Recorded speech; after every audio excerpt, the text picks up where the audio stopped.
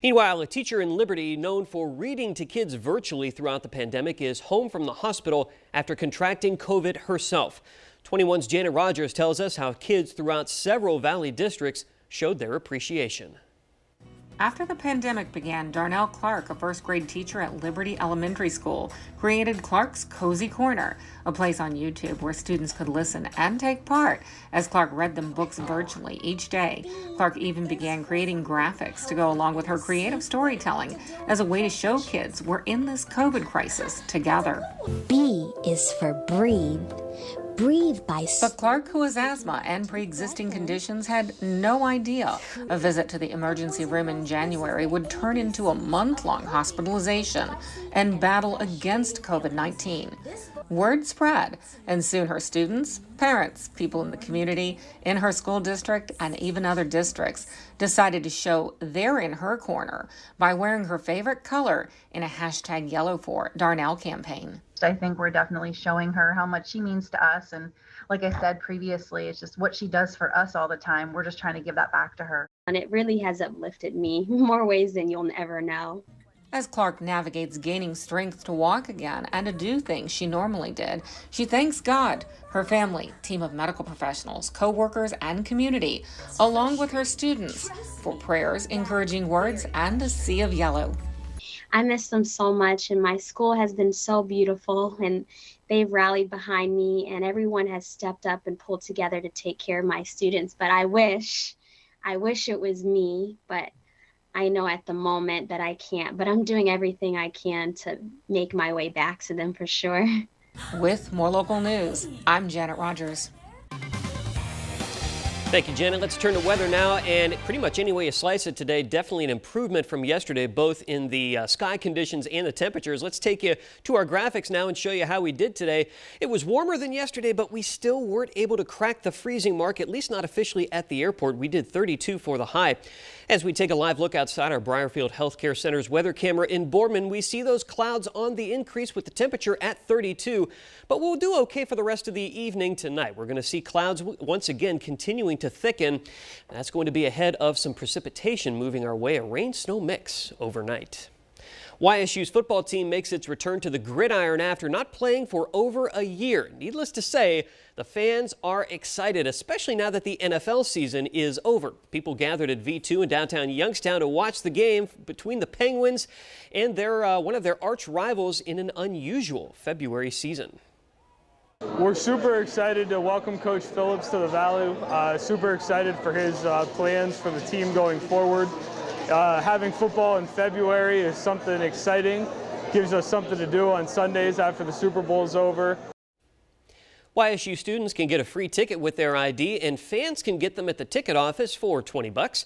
Our Corey McCrae is in later with game details and the rules in place for fans this season.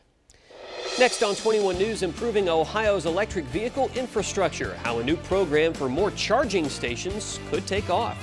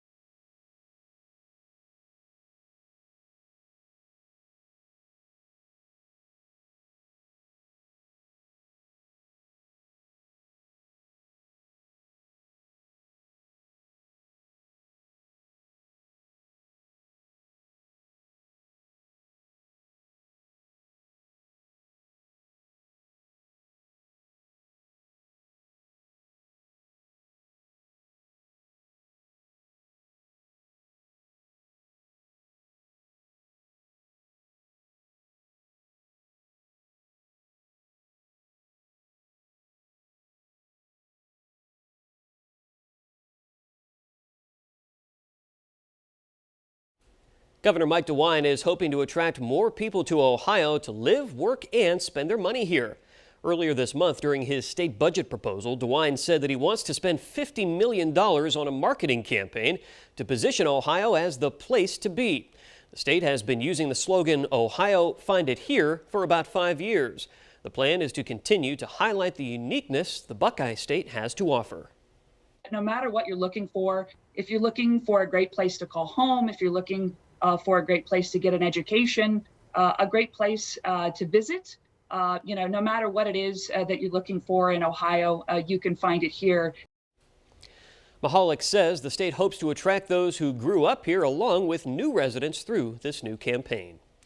The work continues to rebrand our area as the Voltage Valley, and now a statewide program to encourage more electric vehicle charging stations all across Ohio could be taking off. Our Lindsay McCoy has more on how a local state senator wants to offer incentives to power up their construction. The plan would be to position Ohio as the leader in the country for having the high-tech system to support the transition to all-electric vehicles on the road. Ohio State Senator Mike Rulli recently introduced a bill establishing an electric vehicle charging station grant rebate program, which would go through ODOT. It would use some of ODOT's money, including gas tax revenue, to incentivize the building and the purchase of these stations. In Ohio in particular, the amount of charging stations is unacceptable. When you buy a new Tesla, the Tesla is going to give you an app to show you where all the charging stations are located. So think about, like, today's a Sunday, and if you want to go out and about and do your chores, you're going to run into gas stations everywhere. Well, if you have an electric vehicle, you're not going to have that luxury of finding charging stations. The bill is already assigned to a committee, and Rulli is confident that it will get the support that it needs to clear the House and the Senate, possibly making its way to the governor's desk for approval by this summer. We also talked with him about the plan for Lordstown Motors to sell vehicles directly to consumers. You can watch this entire interview on the 21 News app. With more local news, I'm Lindsay McCoy. Thank you, Lindsay. Another live look outside. The clouds continue to thicken and lower throughout the valley, but at least it felt more tolerable out there today. What is the week ahead looking like? I'll fill you in when we come back.